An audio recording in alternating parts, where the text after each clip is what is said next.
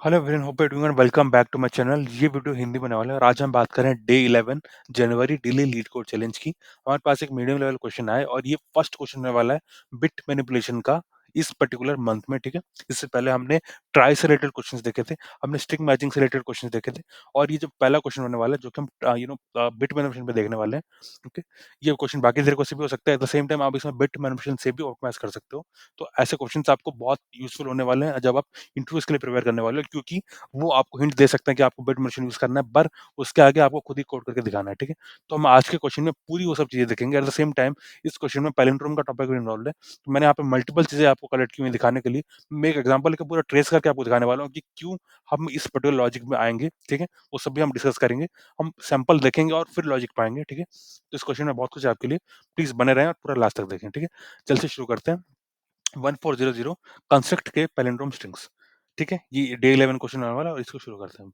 आप देख सकते हो सबसे पहले हमें क्या-क्या दिया है। हमको एक स्ट्रिंग दिया हुआ है जिसको हम एस बोल रहे हैं और हमको एक के दिया हुआ है, ठीक है? अब इनका मतलब क्या है अभी हम देख लेते हैं। So given a string S and integer K return true if you can use all the characters in S to construct K palindrome strings और रिटर्न फॉल्स। तो आप वीडियो को पॉज़ करो, एक बार इसको अच्छे से पढ़ लो, ठीक है? आप इसको एक बार अच्छे से पढ़ने के बाद वीडियो को फिर से स्टार्ट करो। मैं आपको समझाता हूँ उसके बीच में ये क्या हो रहा है। देख लो, इसमें हमको बहुत सारी चीज़ें दी हुई हैं। उससे पहले आपको कंस्ट्रेंट दिखा देता हूँ ताकि आपको और क्लियर हो जाए। जो हमको स्ट्रिंग मिलने वाला है उसमें सिर्फ लोअर केस इंग्लिश लेटर्स होने वाले हैं, सबसे पहली चीज़। उसका जो लेंथ होने वाला है वो 10 पावर 5 का होने वाला है और जो के होने वाला है वो भी 10 पावर 5 का होने वाला है, ठीक है? अब वापस आ जाते हैं एग्जांपल 1 में, देख लो। आपको बोला जा रहा है कि इसमें आपको जो भी इसमें डेटा मिल रहा है, जिसमें जो भी कैरेक्टर्स आपको मिल रहे हैं, आपको उन सबको यूज़ करना है। रिमेंबर, इसमें वही बोला गया you have to use all the characters, ठीक है? आपको उन सब कैरेक्टर्स को यूज़ करना है और आपको के पैलिंड्रोमिक स्ट्रिंग्स बनाने हैं, ठीक है? के का मतलब होता है कि जैसे इसमें 2 लिखा है, राइट? आपको 2 पैलिंड्रोमिक स्ट्रिंग्स बनाने हैं using all the characters given in S, ठीक है? वो आपका क्वेश्चन है। अगर आप ये कर सकते हो, ये पॉसिबल है, तो आपको ट्रू रिटर्न करना है, अदरवाइज़ आपको फॉल्स रिटर्न करना है, ठीक है? इसमें आपसे ये नहीं पूछा जा रहा है कि आप कितने तरीके के पैलिंड्रोमिक स्ट्रिंग्स बना सकते हो, वो आपसे नहीं पूछा जा रहा है। आप कैसे भी बनाओ, कुछ भी बनाओ, वो खाली पैलिंड्रोम होना चाहिए और वो सारे कैरेक्टर्स को यूज़ करते हुए होना चाहिए। खाली ये 2 कंस्ट्रेंट्स हैं आपके लिए, ठीक है? अगर आप बना सकते हो, आपको ट्रू रिटर्न करना है, नहीं तो आपको फॉल्स रिटर्न करना है, ठीक है? इस क्वेश्चन को देखने से पहले मैं आपको एक छोटा-सा एग्जांपल दिखा देता हूँ, उसके बाद हम फिर से एग्जांपल 1 में जाएँगे, ठीक है? आप समझ लो पहले पैलिंड्रोम होता क्या है? देखो, आप जैसे देख सकते हो, ये जो मैंने अभी हाइलाइट किया स्क्रीन में, वो एक पैलिंड्रोम होता है। पैलिंड्रोम का मतलब ये है कि अब आप जब उसे जब लेफ्ट से राइट की ओर पढ़ रहे हो और जब राइट से लेफ्ट की ओर पढ़ रहे हो, दोनों में जो सीक्वेंस ऑफ कैरेक्टर्स है वो सेम होगा। जैसे कि एक बार देख लेते हैं, मैं लेफ्ट से राइट की ओर पढ़ रहा हूँ, A double B A R है, ठीक है? सिमिलरली अगर मैं राइट से लेफ्ट की ओर पढूँ, A double B A R है, तो दोनों ही केसेस में सेम सीक्वेंस ऑफ कैरेक्टर्स आ रहा है, ठीक है? इस वजह से इसको पैलिंड्रोम बोलते हैं। अब थोड़ा और टेक्निकली देखते हैं क्या हो रहा है, देखो। जो पहला कैरेक्टर है, उसको लास्ट कैरेक्टर भी होना पड़ेगा। सिमिलरली जो सेकंड कैरेक्टर है, उसको सेकंड लास्ट कैरेक्टर भी होना पड़ेगा, ठीक है? ये इसका पहला केस हो जाता है जब हमारे सारे ही कैरेक्टर्स इवन फ्रीक्वेंसी में हैं। आप देख सकते हो जो ए है, वो 2 बार प्रेज़ेंट है, जो कि एक इवन नंबर है। सिमिलरली जो बी है, वो भी 2 बार प्रेज़ेंट है, जो कि अगेन एक इवन नंबर है, ठीक है? तो इसमें ये पहला केस आ जाता है जब इवन फ्रीक्वेंसी कैरेक्टर्स होते हैं, ठीक है? ये वाला जो केस है, ये बहुत ही ईज़ी हैंडल करने के लिए अभी करंट क्वेश्चन में। तो इसमें हमको ज़्यादा प्रॉब्लम नहीं आएगी। हमको जो प्रॉब्लम आएगी वो होगी इस वाले केस में। आप देख सकते हो, इसमें क्या हो रहा है ना, इसमें एक कैरेक्टर ऐसा है जो कि ऑड फ्रीक्वेंसी में प्रेज़ेंट है, ठीक है?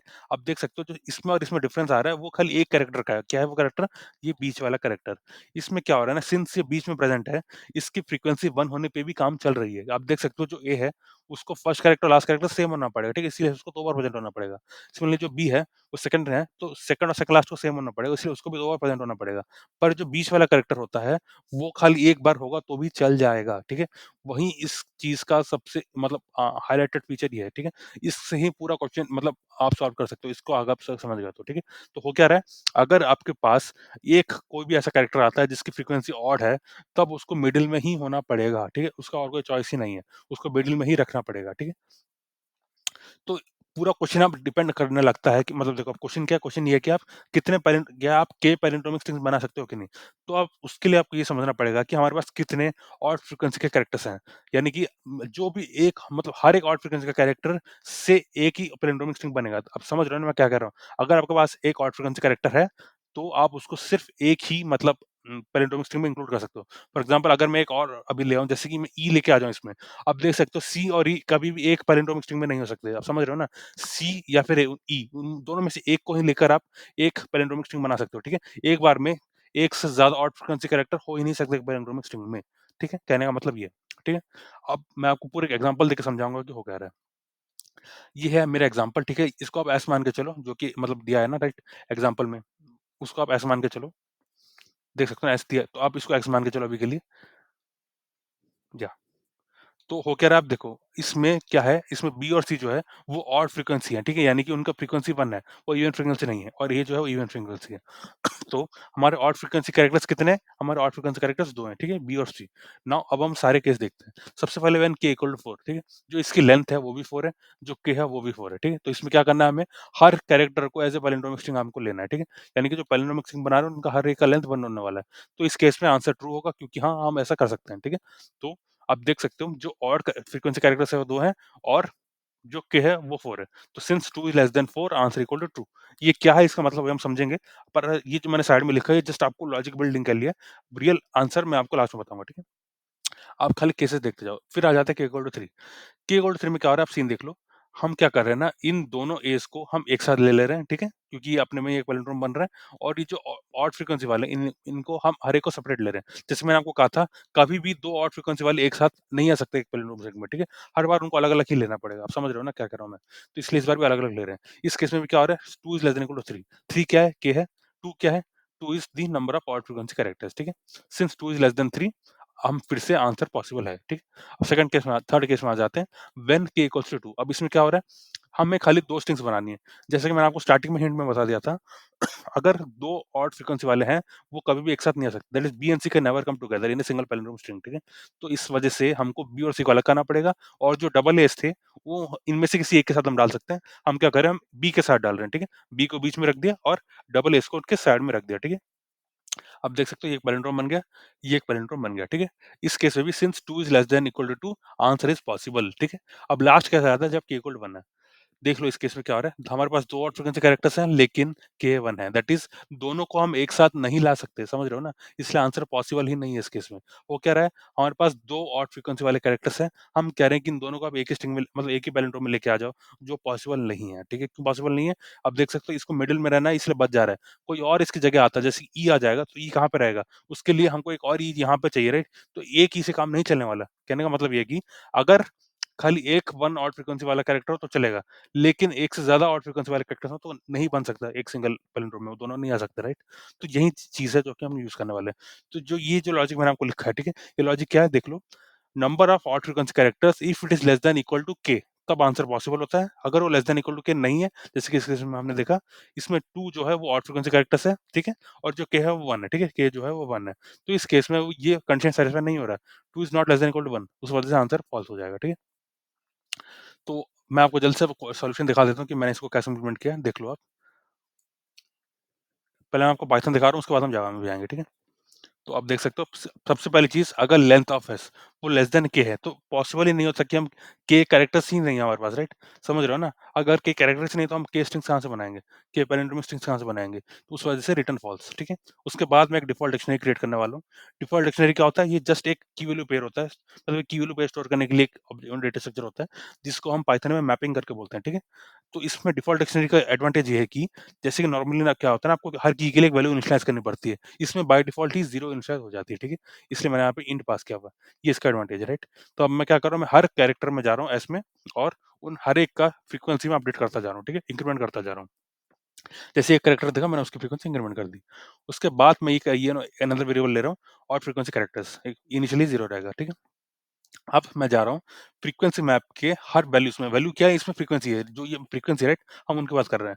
ये मुझे बताएगा कि को टोटल कितनी फ्रीक्वेंसी मेरे पास, जैसे कि ए के मान के चलो 2 है, बी के मान के चलो 3 है। तो इसमें 2 और 3 जो हैं वो मेरी वैल्यूज़ हैं, ठीक है? मैं उनमें जाऊँगा अभी, ठीक है?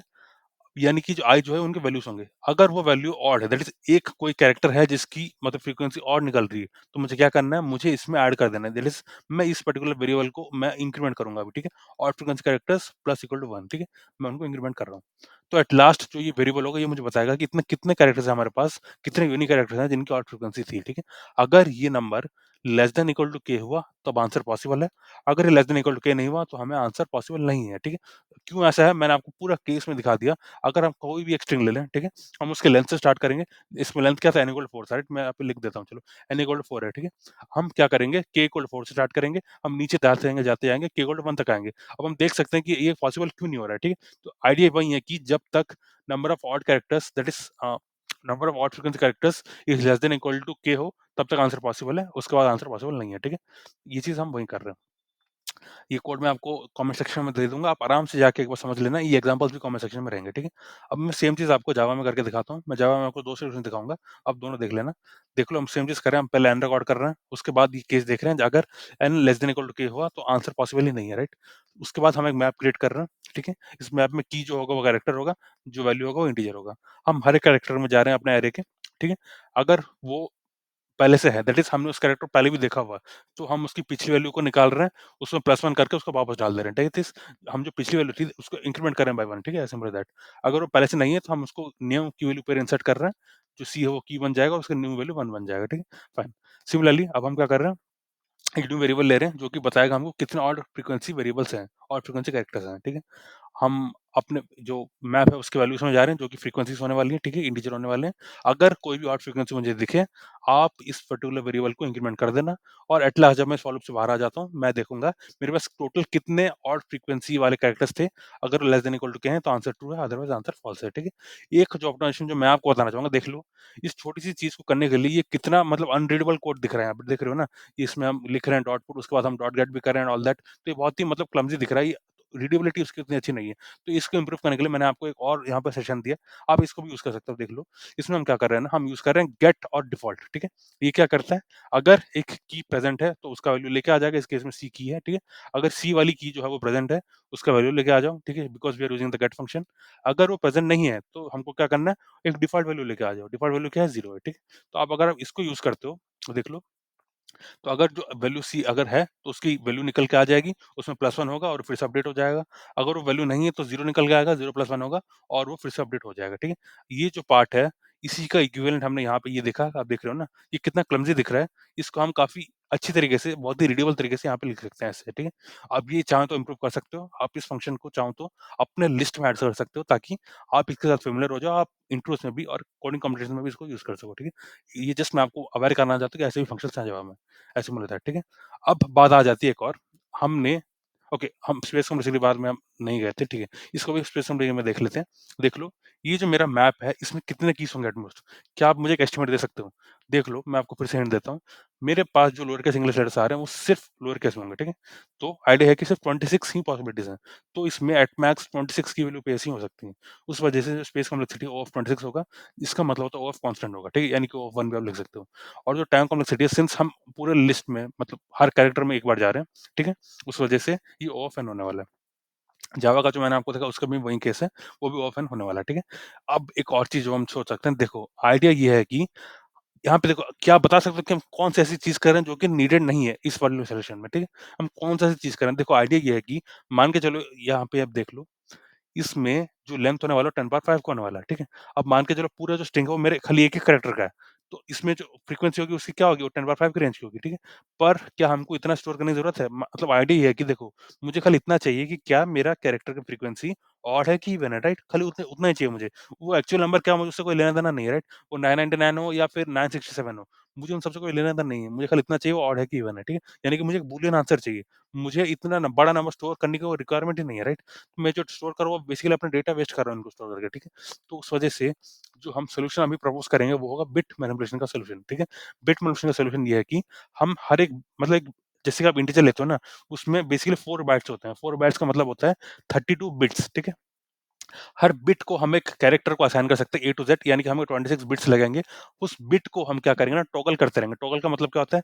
जैसे ही वो हमें पहली बार दिखेगा हम उसको 1 कर देंगे, जैसे ही उसको सेकंड टाइम दिखेगा हम उसको 0 कर देंगे, फिर थर्ड टाइम दिखा हम फिर से 1 कर देंगे, फोर्थ टाइम दिखा हम फिर से 0 कर देंगे। तो ऐसे ही चलता जाएगा। तो हमको ये बताएगा एट लास्ट कि इसमें टोटल जो फ्रीक्वेंसी थी वो इवन थी या ऑड थी, ठीक है? बहुत ही सिंपल लॉजिक है इसमें। हम उसको टॉगल करते जाएँगे, टॉगल का मतलब क्या होता है? हम उसको अल्टरनेट करते जाएँगे 1 और 0 के बीच में। आपने देखा होगा ना, आपने इलेक्ट्रॉनिक्स में पढ़ा होगा कि 1 के 0 1 और 0 के बीच में अल्टरनेट हो रहा होता है करंट, ठीक है? तो वैसे ही होता जाएगा, ठीक है? तो अल्टीमेटली जब हम सारे कैरेक्टर्स को विज़िट कर लेंगे, फिर हम देखेंगे उस पर्टिकुलर कैरेक्टर के लिए क्या वो 1 है कि 0 है। तो हमको वो बता देगा कि वो इवन फ्रीक्वेंसी है कि ऑड फ्रीक्वेंसी है, ठीक है? हमको नंबर को स्टोर करने की ज़रूरत नहीं पड़ी, at the same time simply using 0 and 1 हम उसको बता पाएँगे कि वो ऑड था या इवन था, ठीक है? तो वो लॉजिक होने वाला है बिट मैनिपुलेशन सॉल्यूशन का। सिंस हमारे पास 26 कैरेक्टर्स ही होने वाले हैं, तो ये विथिन 1 बिट यानी कि 32 बिट्स के अंदर आता है। 32 बिट्स का मतलब ये है कि 1 बिट एमएसबी होगा, ठीक है? हम 31 बिट्स को यूज़ करेंगे और 31 में भी 26 आ जाता है, ठीक है? उस वजह से हम इसको यूज़ कर सकते हैं, ठीक है? तो हम क्या करेंगे, सेम चीज़ है, ये वाली कंडीशन तो आपने पहले भी देखी होगी, ये हम पहले भी थी। उसके बाद हम इसी इंटीजर में हम सारे बिट्स को यूज़ करने की कोशिश करेंगे अब, ठीक है? मैं क्या कर रहा हूँ, मैं एसक्यूएल फाइल ले रहा हूँ, ठीक है? उसके बाद आप यहाँ देखो, मैं हर कैरेक्टर में जा रहा हूँ और उस कैरेक्टर में मैं क्या कर रहा हूँ, 1 को लेफ्ट शिफ्ट कर रहा हूँ विथ दिस पर्टिकुलर नंबर। ये क्या है, अब एक बार इसको देख लो, आपको ये चीज़ और क्लियर हो जाएगी। देखो, अगर आप 1 को लेफ्ट बाय 2 कर दो तो क्या होगा? ये 4 बन जाएगा। कैसे? देख लो, पहले 1 यहाँ पे था, अब यहाँ पे आ गया, ठीक है? वो लेफ्ट शिफ्ट हुआ है 2 पोज़ीशन से, ठीक है? तो ये होता है लेफ्ट शिफ्ट। तो हम इसमें क्या कर रहे हैं, हम ये भी लेफ्ट शिफ्ट कर रहे हैं, देख रहे हो ना? 1 को हम लेफ्ट शिफ्ट कर रहे हैं इस पर्टिकुलर नंबर से, ठीक है? ये नंबर क्या है? और सबसे पहले मैं बता दूँ, ये जो ओआरडी ऑपरेटर होता है ना, ये बेसिकली हमको देता है एसक्यू वैल्यू क्या होती है, ठीक है? कि ए की हमको एसक्यू वैल्यू दे रहा है। तो यानी कि जो अभी करंट कैरेक्टर आई है उसकी एसक्यू वैल्यू लो, उसको ए की एसक्यू वैल्यू से माइनस करो, ठीक है? यानी कि कहने का मतलब ये है कि जो आपको आंसर आएगा, ये 0 से 25 की रेंज का ही आएगा, ठीक है? तो कहने का मतलब है हम 0 से 25 की रेंज का आंसर आएगा, हम 1 को 0 से 25 की रेंज में शिफ्ट करने वाले हैं, ठीक है? अब सेकंड चीज़ आती है कि हम इस वाले ओरिजिनल नंबर से इसको एक्सओर करने वाले हैं। एक्सओर का मतलब क्या होता है? देखो, एक्सओर का मतलब आई होप आप एक्सओर ऑपरेटर जानते होंगे। एक्सओर का मतलब ये होता है कि अगर आप 2 सेम नंबर्स को एक्सओर करते हो, ठीक है? अब 2 सेम नंबर्स को एक्सओर करते हो, आपका आंसर 1 आएगा, ठीक है? ओके, सॉरी, आपका आंसर 0 आएगा। सिमिलरली अब ये मतलब मन ये है 1 एक्सओर विद 1, तब भी आपका आंसर 0 आएगा। अगर आप 2 डिफरेंट नंबर्स को एक्सओर करते हो, दैट इज़ 1 एक्सओर विद 0, तब आपका आंसर 1 आएगा, ठीक है? Same is the case here.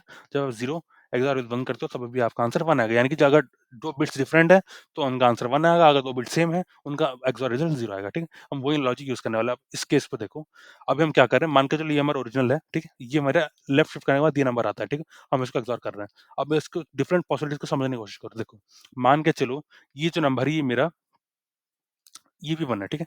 अब हमें समझना रहेगा, एक्सओर का मतलब देखो, हमने इसको लेफ्ट शिफ्ट किया, राइट? इसका मतलब ये है कि लेफ्ट शिफ्ट का मतलब ये है कि इस वाले नंबर में खाली एक ही बिट 1 रहेगी, ठीक है? बाकी सारे बिट 0 रहेंगे।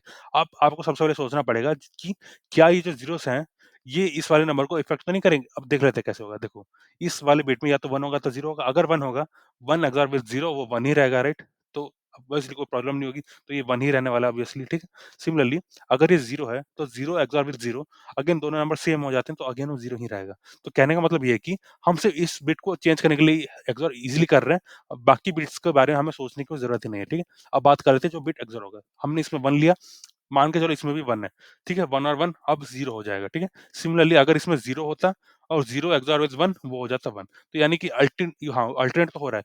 मतलब जो हम टारगेट था वो बिट अल्टरनेट हो रहा है। बाकी बिट्स में कोई इम्पैक्ट नहीं है, कहने का मतलब इतना है, ठीक है? जो बिट हम टारगेट कर रहे थे यानी कि ith बिट वो अल्टरनेट होगा, बाकी बिट्स में कोई इम्पैक्ट नहीं होगा, ठीक है? कहने का मतलब ये है। इसका एग्ज़ाम्पल आप देख सकते हो, ये वाला बिट 1 था, एक्सओर विद 0 किया, ये फिर भी 1 ही रहा, ठीक है?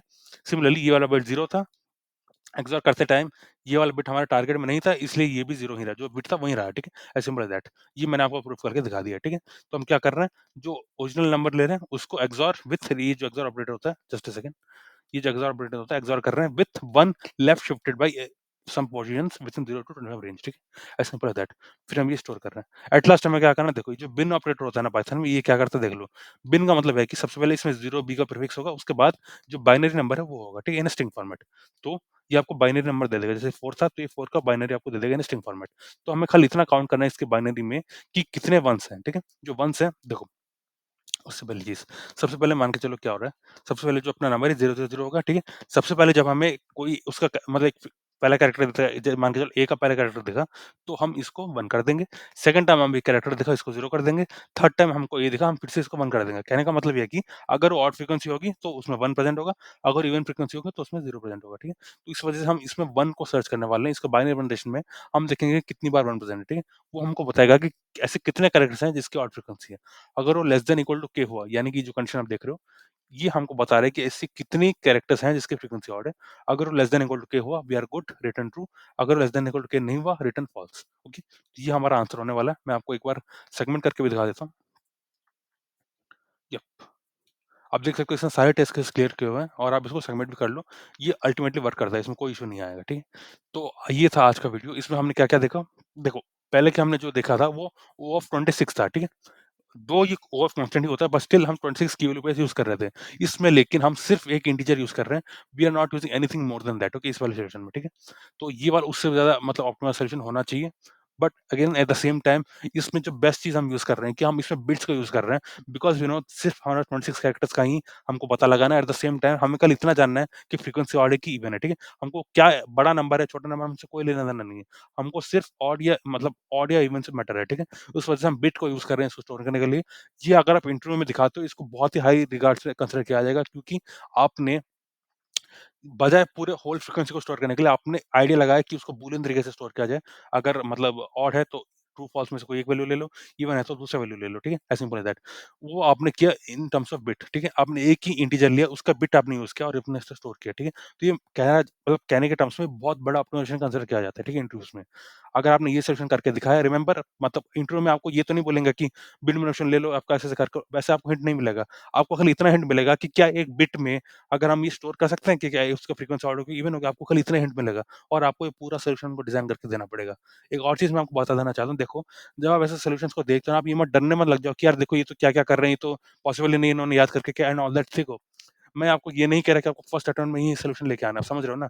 आपको खाली आइडिया लेना लाके रखना है फर्स्ट अटेम्प्ट में, उसके बाद वन्स आपका आइडिया मतलब उसका पीओसी हो गया है, यानी प्रूफ ऑफ कांसेप्ट हो गया आपके आइडिया का, उसके बाद आपको इम्प्लीमेंटेशन स्टार्ट करना है। आप देख सकते हो, ये जो हमने किया है एग्ज़ॉर हो रहा है, फिर हमने लेफ्ट शिफ्ट किया। इसका मैंने आपको प्रूफ ऑफ कांसेप्ट दिया। देखो, जैसे कि हमारा टारगेट ये है, ठीक है? ये जो हमारा टारगेट है ये है। हमको इस वाले बिट को अल्टरनेट करना है ओरिजिनल में, ठीक है? ये ओरिजिनल स्ट्रिंग है, ये जो लेफ्ट शिफ्ट वाली स्ट्रिंग आई है, ठीक है? सिंस 1 हमारा टारगेट है, 1 तो अल्टरनेट होगा ही, वो तो पहली चीज़ है। सेकंड चीज़ है कि जो बाकी रिमेनिंग कैरेक्टर बिट्स हैं, कहीं वो तो चेंज नहीं हो रहे, हमको वो इंश्योर करना है। उसकी पीओसी आपको करनी है, प्रूफ ऑफ कांसेप्ट करना है। तो हमने इस वाले केस को भी लेके देखा। 1 है, ये 0 है, तो 1 और 0 का क्या होता है? अगेन 1 ही होता है, तो 1 का 1 ही रहेगा। सिमिलरली अगर ये 0 है, ये भी 0 है, तो 0 और 0 भी 0 ही रहेगा, ठीक है? As simple as that. तो हमने वो भी पीओसी कर लिया। तो उस पीओसी के बाद जाके आपको इस सॉल्यूशन को ऐसे लिख के रखना है, ठीक है? आपको पहले डिस्कस करना है ट्यूटर के साथ कि क्या-क्या केसेस आएँगे, तो ये हर केस को सैटिस्फाई कर रहा है कि नहीं। जैसे कि मैंने ये 4 केस लिस्ट किए, राइट? आपको इन चारों केस को मतलब वेरीफाई करना होगा कि कहीं कुछ अलग तो नहीं हो रहा है, जो कि आपने एक्सपेक्ट नहीं किया था। उन सब के बाद ही आपको फाइनली सॉल्यूशन डिस्कस करना है इंटरव्यू के साथ और आपको कोड करना है। एट लास्ट भी हमने देखो, हमने बिन ऑपरेटर का यूज़ किया, तो बिन में भी पाइथन में ऐसा रिज़ल्ट हमको मिलता है। देख रहे हो ना, ये 0 भी ये सब एक्स्ट्रा मिलता है। तो हमने ये इंश्योर किया कि हम सिर्फ वन्स को काउंट करें, क्योंकि 1 बताता है कि ये एक ऑड कैरेक्टर, ये जो कॉरेस्पॉन्डिंग कैरेक्टर है उसकी फ्रीक्वेंसी ऑड है, ठीक है? As simple as that. Remember आपने अगर 0 को किया होता है, तो 0 अब देख लो, ये 0 एक्स्ट्रा भी आ रहा है, तो आपका मोस्टली कैलकुलेशन गलत आता है। अगर आपने ज़ीरोज़ को रिप्रेज़ेंट कर मतलब 0 का आप यूज़ कर रहे होते, ऑड कैरेक्टर्स को रिप्रेज़ेंट करने के लिए, आपका आंसर गलत भी आता, ठीक है? क्योंकि एक 0 एक्स्ट्रा ऐड हो रहा है जब आप बिन ऑपरेटर यूज़ करते हो। तो वो सब चीज़ें भी हैं, ठीक है? ये आपको इम्प्लीमेंटेशन में ही समझ में आएँगी, ठीक है? मैं ऐसा बिल्कुल नहीं कह रहा हूँ कि ऐसा सॉल्यूशन आपको 1 अटेम्प्ट में करना है, ऐसा कभी भी नहीं करना है आपको। आपको पहले समझाना है इंटरव्यूअर को कि ये सॉल्यूशन वर्क करेगा, फिर आपको इन सब चीज़ों को समझना है। उसके बाद आपको स्टार्ट करना है, जो भी प्रॉब्लम्स आएँगी उनको सॉल्व करते जाना है स्टेप बाय स्टेप, ठीक है? एट लास्ट आपको सॉल्यूशन में आना है। ये फर्स्ट अटेम्प्ट में आपको नहीं लाना है, धीरे-धीरे करके आपको यहाँ तक लाना है। सबसे पहले आपको पीओसी करना है। पीओसी का मतलब होता है कि आप प्रूव करके दिखा सकते हो कि हाँ, ये कॉन्सेप्ट काम करेगा। ठीक है? इस केस में सिर्फ 26 कैरेक्टर्स हैं, आप इसको 32 बिट्स में कर सकते हो, तो ये काम करेगा कॉन्सेप्ट, ठीक है? हर केस में काम करेगा, even for such big numbers, ये जो आप देख रहे हो ना, इस लेंथ में भी काम करेगा, क्योंकि अल्टीमेटली इनमें भी 26 कैरेक्टर्स ही होने वाले हैं, ठीक है? तो इन सबको प्रूव करने के बाद ही आपको ये सॉल्यूशन लेना है, ठीक है? सो या friend, that was all for this particular video. अगर आपको मेरे एफर्ट्स पसंद आते हैं, प्लीज़ चैनल को सब्सक्राइब करें, because this really gives us a lot of motivation to continue further. मैं आप देख सकते हो अराउंड 81 डेज़ से मतलब सॉल्यूशंस को ऑप्टिमाइज़ करके आपको दिखाता आ रहा हूँ और मैं चाहता हूँ कि आगे भी करूँ। मेरा ये एम है कि क्वालिटी कंटेंट हर किसी के पास फ्रीली अवेलेबल होना चाहिए। कोई भी ऐसा नहीं रहना चाहिए जिसके पास रिसोर्सेज़ की कमी की वजह से वो इंटरव्यूज़ क्लियर नहीं कर पा रहा है। मैं चाहता हूँ कि ऐसा ना हो, क्योंकि मैंने भी सिचुएशंस को फेस किया जब मेरे पास रिसोर्सेज़ अच्छे नहीं थे। मैं करना चाहता था, पर ना ही मतलब मोटिवेशन था, ना ही प्रॉपर रिसर्च थी। मैं चाहता हूँ कि आज के टाइम में ऐसा किसी के साथ भी ना हो। अगर आपको मेरी चीज़ें पसंद आती है, आप मुझे कमेंट भी कर सकते हैं, आपको कुछ इम्प्रूवमेंट चाहिए कि आपको क्या मैं इम्प्रूव करके दिखाऊँ। देखो, ये एक प्रोसेस है, ये वन बाय वन प्रोसेस है, ठीक है? ये हम दोनों के लिए एक प्रोसेस है, आपके लिए भी, मेरे लिए भी। मैं भी कुछ नया सीख रहा हूँ जब मैं अब ये वीडियोज़ बना रहा हूँ, एट द सेम टाइम आप भी कुछ, मैं होप करता हूँ कि आप भी कुछ सीख रहे होगे इन वीडियो से। तो अगर आप कुछ सीख रहे हो, please do let me know, और आप मुझे प्लीज़ बताइए कि मैं क्या इम्प्रूव करूँ? आप ऐसे बहुत लोगों ने कहा था कि मैं थोड़ा स्लो बोलूँ, मैं उन सब के लिए ट्राई कर रहा हूँ, बट अगेन मैं उसके लिए भी आपको कहना चाहता हूँ, आप प्लीज़ वीडियो को थोड़ा-सा मतलब स्लो करके स्पीड उसकी देख सकते हो। क्योंकि देखो, वीडियो का एक लिमिट होता है, राइट? एक वीडियो मतलब कुछ मिनट्स में ज़्यादा होने से भी मतलब वो यूट्यूब उसको रिकमेंड करने में स्लो कर देता है, राइट? वो बहुत स्लो हो जाता है, फिर उसको अपलोड करने में बहुत टाइम लगता है, बहुत इंटरनेट स्पीड लगता है एंड ऑल दैट, राइट? उस वजह से मैं चाहता हूँ कि वीडियोज़ को थोड़ा शॉर्ट रखूँ, मैं स्पीड बोलता हूँ, but at the same time मैं ये सोच रहा होता हूँ कि आप वीडियो को थोड़ा स्लो करके देख सकते हो, ठीक है? मेरा जो एम है वो सिर्फ क्वालिटी है, क्वालिटी ऑफ द कंटेंट है, ठीक है? स्पीड स्लो ये सब चीज़ें मतलब ये मैनेजेबल है, मतलब यूट्यूब में ऐसा फीचर है कि आप इसे स्लो करके देख सकते हो। तो मैं उन चीज़ों को भी ध्यान रखता हूँ। तो अगर आप कुछ भी कहना चाहते हैं मुझसे, प्लीज़ डू कमेंट आउट। मैं हर कमेंट्स को पढ़ता हूँ और मैं ये उम्मीद करता हूँ कि आपको कुछ नया सीखने को मिल रहा होगा आपको। अगर आपको नया सीखने को नहीं मिल रहा है, प्लीज़ डू नॉट सब्सक्राइब, क्योंकि आप अपना टाइम वेस्ट कर रहे हो अदरवाइज़। अगर आप ये सब वीडियोज़ देख रहे हो और आपको कुछ भी नहीं सीखने को मिल रहा है, तो आप अपना टाइम वेस्ट कर रहे हो, ठीक है? As simple as that. So अपन that was all for today. If you like my efforts, please subscribe and see you tomorrow. Thanks a lot.